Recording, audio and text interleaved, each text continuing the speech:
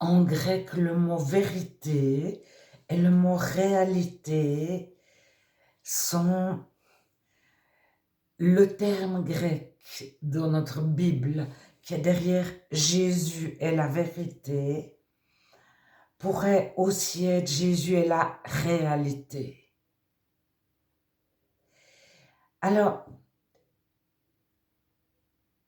les personnes qui ont vécu des traumatismes ou des psychoses ou des maladies mentales, qui ont déconnecté, simplement qui ont été violées, puis qui ont annulé leurs souvenirs, ou qui ont vécu un accident de voiture, qui ont passé par le pare-brise, elles ne se rappellent pas. Pourtant, elles sont tombées dans les pommes une fois elles étaient de l'autre côté de la vitre. Elles ne sont pas tombées dans les pommes avant de passer à travers la vitre. Alors, il y a beaucoup de personnes qui ont des souvenirs altérés, gâtés, c'est-à-dire ils savent plus très bien ce qui est réel ou ce qui est pas, ou ils sont dans le déni, ou ils ont enfui des choses. Et il y a aussi des souvenirs qu'on peut s'inventer, mais on ne fait pas forcément exprès. Mais j'avais vu un reportage, il était sur Internet, excellent. C'était justement des personnes qui faisaient des expériences.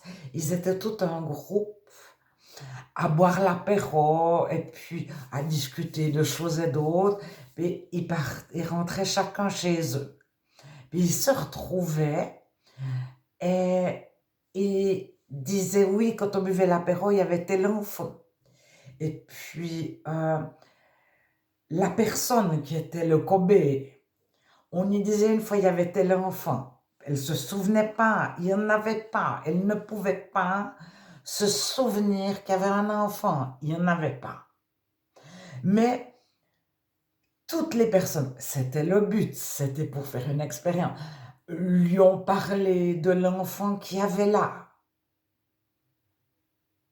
Et à un moment donné, cette personne s'est mise à parler de l'enfant qu'il y avait là.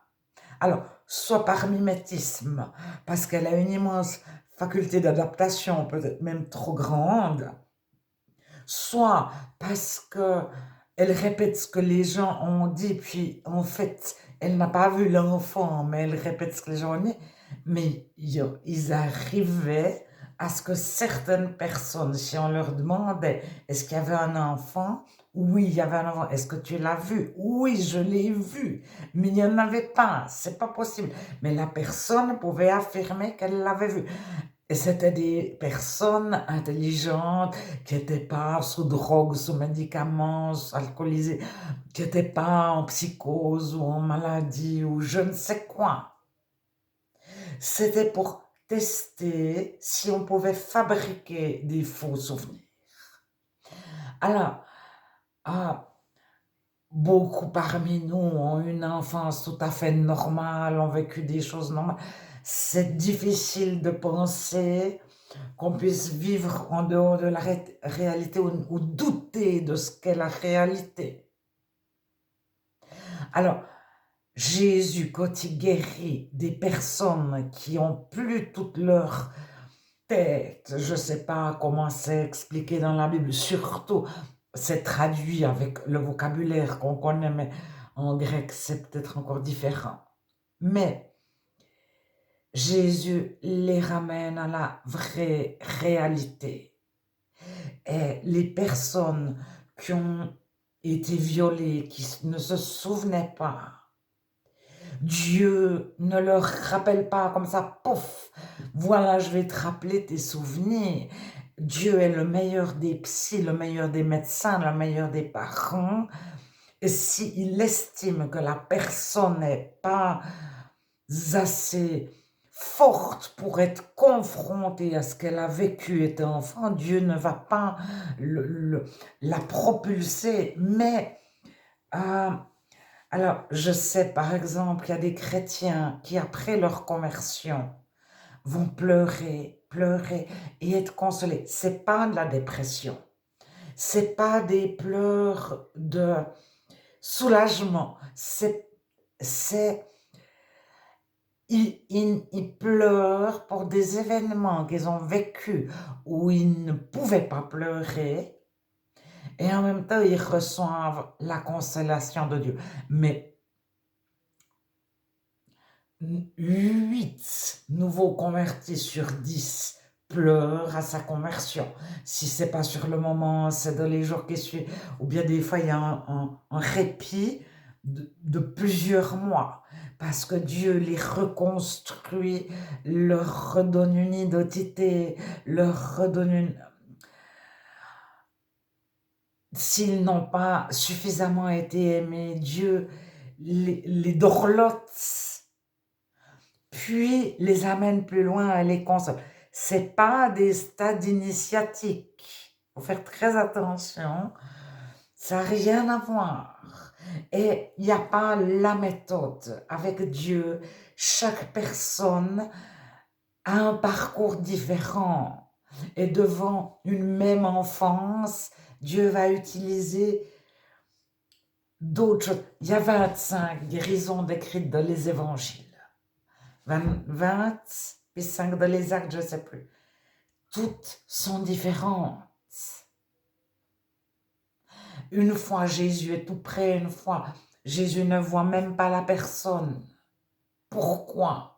C'est parce que le chrétien ne répète pas une méthode, un rituel, comment est-ce qu'on dit, des phrases à répéter. Le chrétien, il se retourne vers Dieu. Dieu, cette personne est en souffrance. Qu'est-ce que j'y dis? Est-ce que je prie? Est-ce que je lui parle? Dieu, tu vois, elle a mal. Qu'est-ce que je fais? Peut-être que Dieu va nous dire, ne fais rien.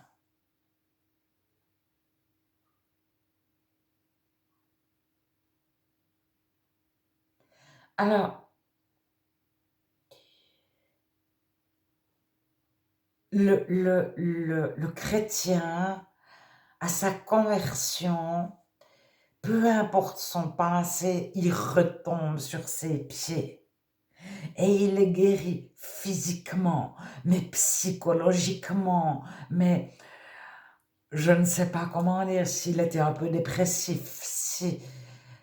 Il y a énormément de personnes qui ont vécu des choses douloureuses dans leur enfance, ou une fois adulte, ou les deux.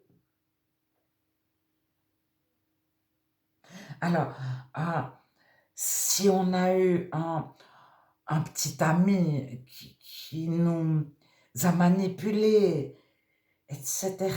Mais tout ça tombe, les scénarios, les mécanismes. On ne va pas être attiré par une personne qui fonctionne comme ça. On perd nos... Je ne sais pas comment dire. Mais on vit une réelle libération. Et quand on souhaite annoncer l'évangile, c'est pas pour imposer des lois chrétiennes aux gens. C'est parce qu'on aime les personnes et on se dit, mais si elles connaissaient la libération qu'il y a en Jésus. Alors, même ceux qui doutent de la Bible, même ceux qui ont fait des années de critique textuelle, alors, est-ce que Jésus de Nazareth a vécu 33 ans? Est-ce qu'il est né en l'an 0, etc. Est-ce que réellement Paul a écrit des lettres ou c'était quelqu'un qui écrivait pour Paul, puis on les a appelées les lettres de Paul, etc. C'est une chose.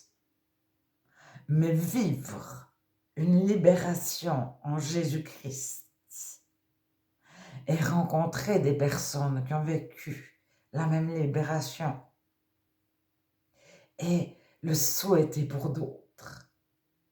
Même si on a une Bible en traduction Martin ou en traduction Second 21, et puis qu'on se dit, ouh là là, le verset sur le baptême de l'eunuque éthiopien, est-ce qu'il a été ajouté ou est-ce qu'il a été retranché? Même si on a une Bible de 67 livres, ou de 65 livres, ou de 66 livres, on est certain que la libération vécue en Jésus-Christ, c'est pas une initiation, il n'y a pas une méthode, mais on est certain d'avoir été lavé de notre passé, mais en plus guéri, mais on retombe sur nos pieds, on tombe dans la vraie réalité, de la vérité, avec aucun poids du passé, aucun fardeau du passé, aucune honte du passé, mais aucun orgueil, mais aucune culpabilité, aucune peur.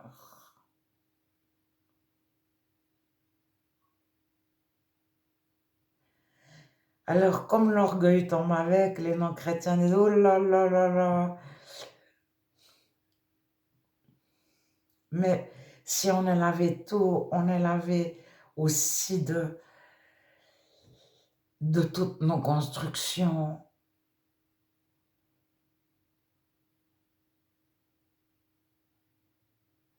qui sont souvent très branlantes et très éphémères. Et beaucoup sont fausses, sont des masques.